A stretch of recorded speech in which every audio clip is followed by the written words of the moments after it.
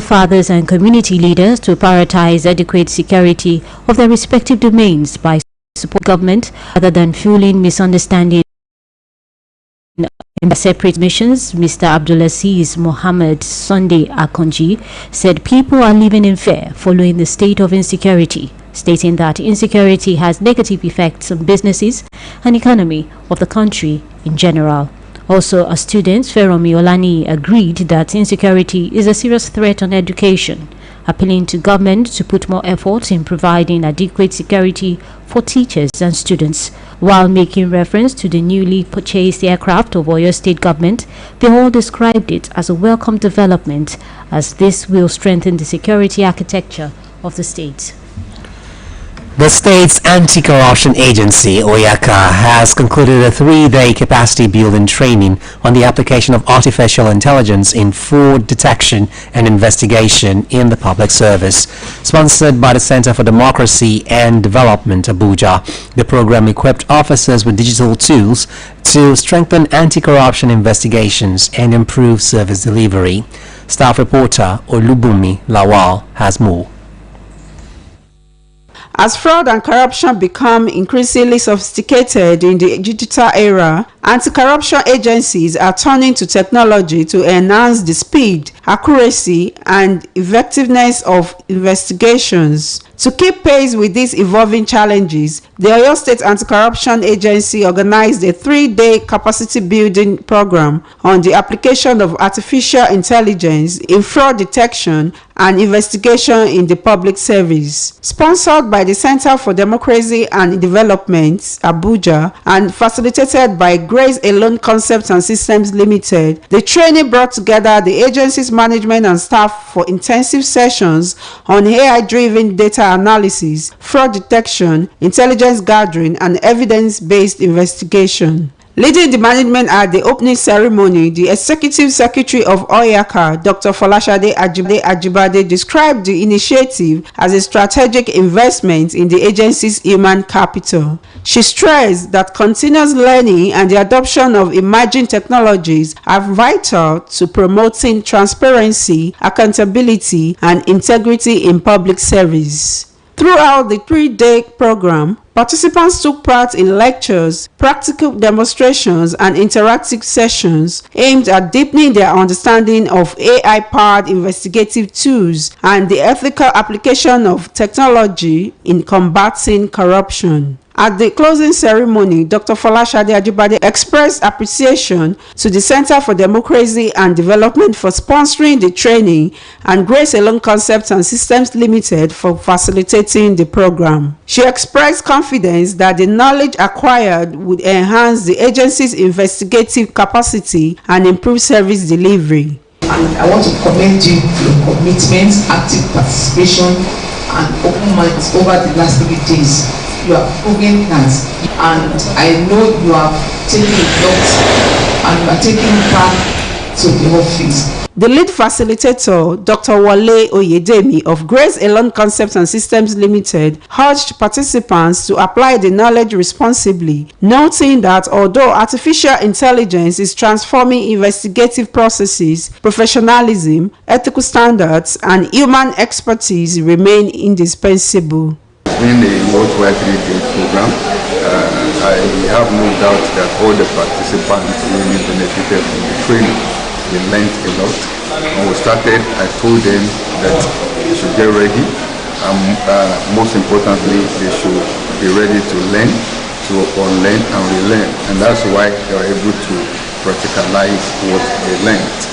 Some participants described the training as timely, insightful, and impactful, pledging to deploy the skills acquired to strengthen investigations and reinforce public confidence in the agency's anti-corruption mandates. It's quite insightful, and I want to say a very big thank you to CDD for giving us this opportunity to learn. Opens our eyes into those things that we are doing manually, which can be done in a computerized way. The training concluded with the presentation of certificates to participants, underscoring Oyaka's commitment to building a technologically driven workforce equipped to tackle emerging corruption challenges. Stakeholders say sustained investment in digital innovation, staff development, and strategic partnerships will further strengthen anti-corruption institutions and promote greater accountability in the public service. Olubumi Lawal, BCOS News. The Special Agro-Industrial Processing Zones SAPS program implemented by the state government has launched a capacity building initiative for youth centered on job creation, entrepreneurship and agribusiness development in a bid to foster wealth creation, self-reliance and economic advancement. The 3-day training program, convened at an event center in Oduono, Kekere, Ibadan, forms part of the African Development Bank funded SAPS initiative, which aims to equip young individuals with skills for opportunities across the agricultural value chain. Our reporter, Adiola Oladele, who covered the event, completes the story. The Special Agro-Industrial Processing Zones, SAPS, an initiative funded by the African Development Bank, has launched the capacity building for youth on job creation and entrepreneurship program, which is executed by your state agribusiness development agency, OISADA. During his opening remarks at the workshop, the state project coordinator of SAPS, Mr. Yetumobi Akinwumi, stated that the initiative aims to tackle the escalating issue of youth unemployment by equipping participants with skills for commercial, agriculture, and agribusiness. He explained that the SAPS program aims to establish agro-industrial processing zones in prominent food-producing regions, thereby empowering small-scale farmers, agro-processors, traders, women and youth to capitalize on emerging market opportunities. The present government of Oyo State, under the leadership of His Excellency, Engineer Oluyole Makinde, has taken the bull by the horn and has started changing the agricultural narration from peasantry to commercial farming, which involve agribusiness through agricultural industrialization, which is the path to wealth. Also speaking, the chairman, Oluyole Local Government, Engineer Akim Olatunji, urged participants to take full advantage of the opportunity, adding that agriculture offered greater economic prospects than the nation's overdependence on crude oil. Just of recent, we have just gotten about 750 acres of land. You understand? So, as the local government, we will make it available for them to practice, and I believe that the government is also going to support them financially. The facilitator, Mrs. Bolanle Olorode, and a participant from the University of Ibadan and cassava farmer, Mr. Tobi Bamigboye, expressed optimism in their separate interviews with BCOS News, believing the training would inspire more young people to take up agribusiness as a sustainable means of livelihood. We're already in the technology space and it is not going away at all. How can they use technology to their advantage, and not do business the way it used to be 30, 40 years ago? Can they use some technology to improve their business? These are basic things that we've put together in this training. I see this training as a piece of opportunity for me to be able to expand beyond my current size of farming and also to be an employer of labor after the training. The SAPS program is being implemented in Oyo State as part of the comprehensive initiative by the federal government, the African Development Bank, and participating states to foster agricultural industrialization, generate employment opportunity for youth, and enhance food security through commercial agriculture. Adiola Oladele, BCOS News.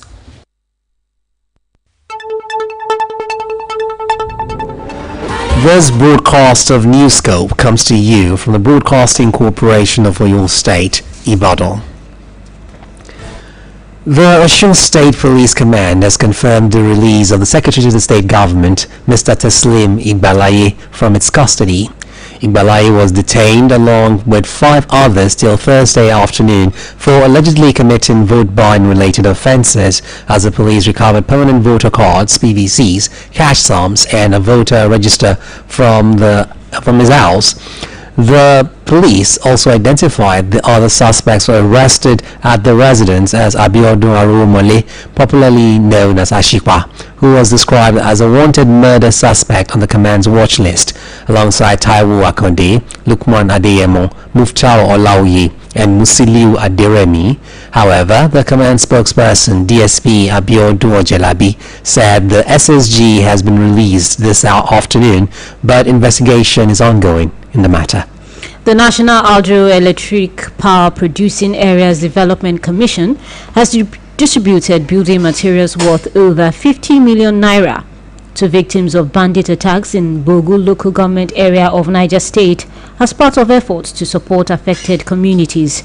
Speaking at the flag-off ceremony in Bogu, the managing director of the commission, Abubakar Yelwa, said the intervention was in response to requests from victims whose homes were destroyed during the attacks.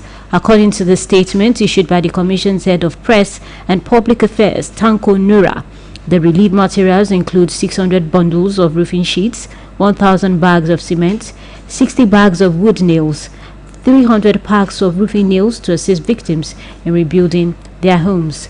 The managing director further announced that the commission had provided a 35-passenger boat to serve residents of Musawa community in Bogo local government area.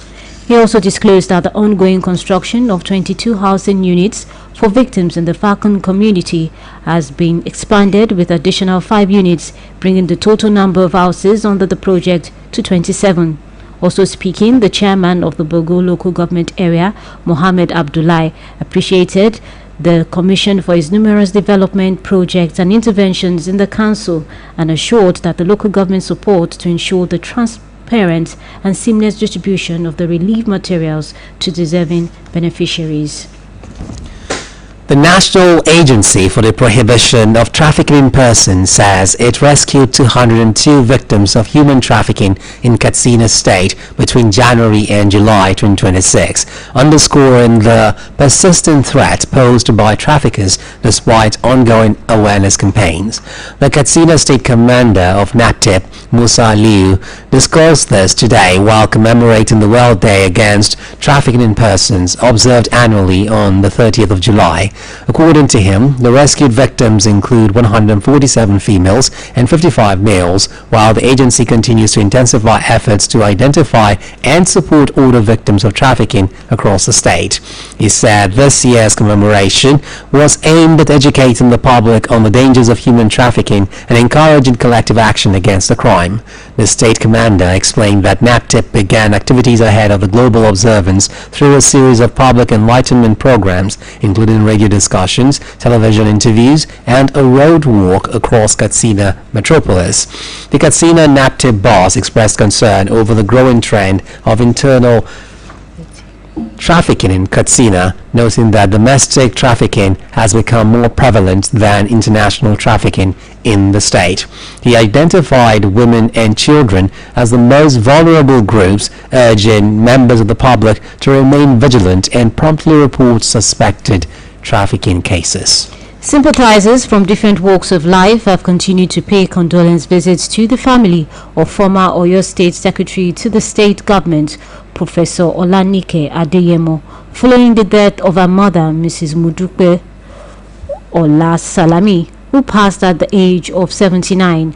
Among those who paid condolence visits were former Deputy Governor of Oyo State, Chief Yola Oladokun, Commissioner of Education, Honorable Olusegun Oluyole, Commissioner for Health, Dr. Oluwaserimi Ajetomobi, the Oyo State Attorney General and Commissioner for Justice, Mr. Abiodun Aikomo, Commissioner for Women Affairs and Social Inclusion, Mrs. Forsat Joke Sani.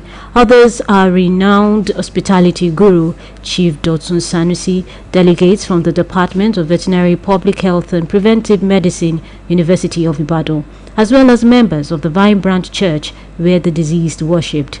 Speaking during the visit, Pastor in charge of the Vine Branch Church, Pastor Shola Kolade, described late Mrs. Salami as a devoted lover of Christ who served God wholeheartedly and passionately throughout her lifetime.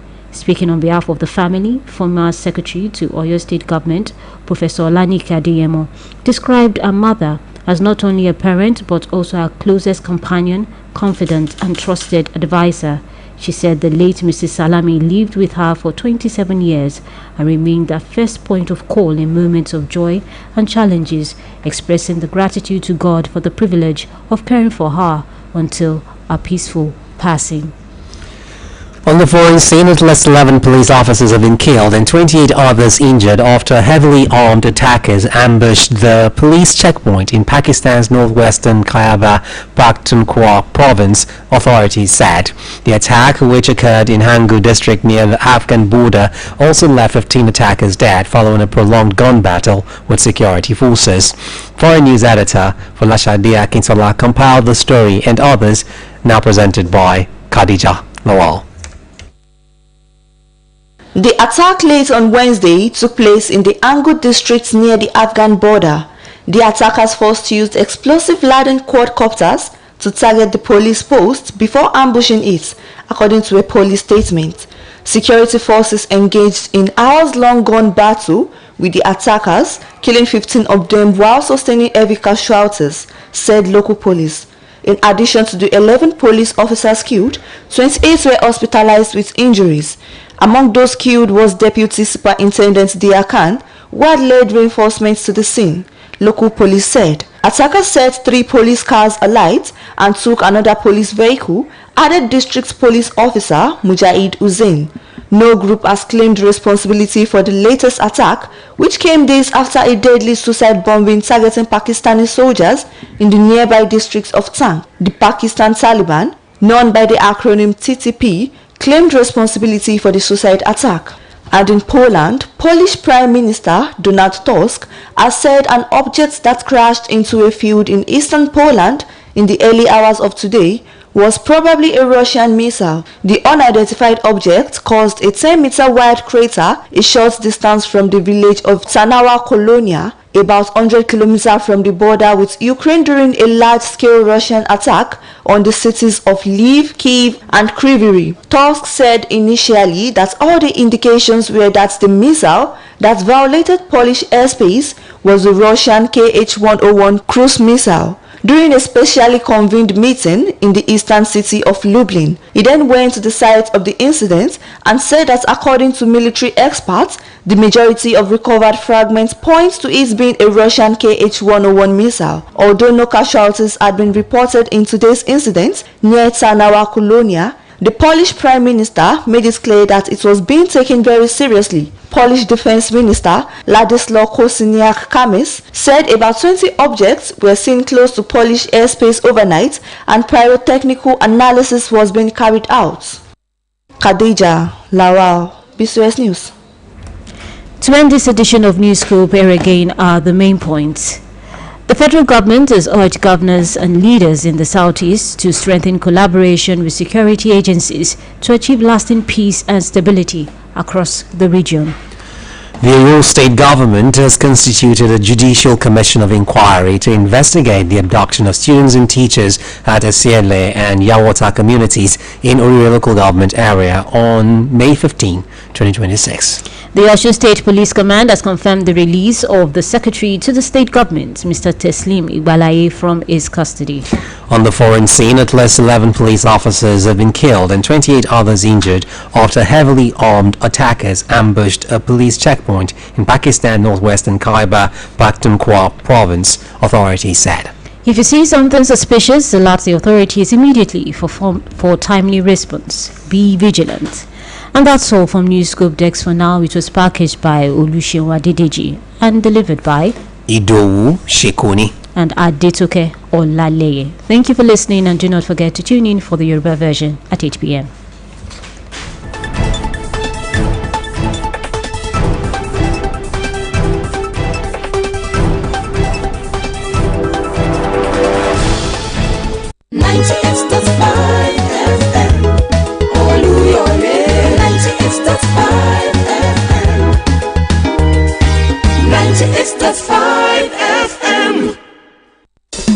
Oluyole FM. Unjalala. Unjatoroto. Oluyole FM. Okile létí. Oluyole FM ó báradọ́gba kì í rìn sìn bí ọmọ àwélé ó já gàràgà ní fara olùkọ́yìn tètò tó ń ti ròyìn ní yùngbà ajídára bí ìṣù ẹ̀lú fíkà fábẹ́lá tẹ̀ 98.5 FM ìkòkò ọbẹ̀ fún gbogbo ẹlẹgbẹ́ tó kù máa gbọ́ lọ. Ọláfìjàbí ṣó tún dé. Mr. Faji Unlimited tún gbé tuntun dé lórí ìkànnì alárààgbà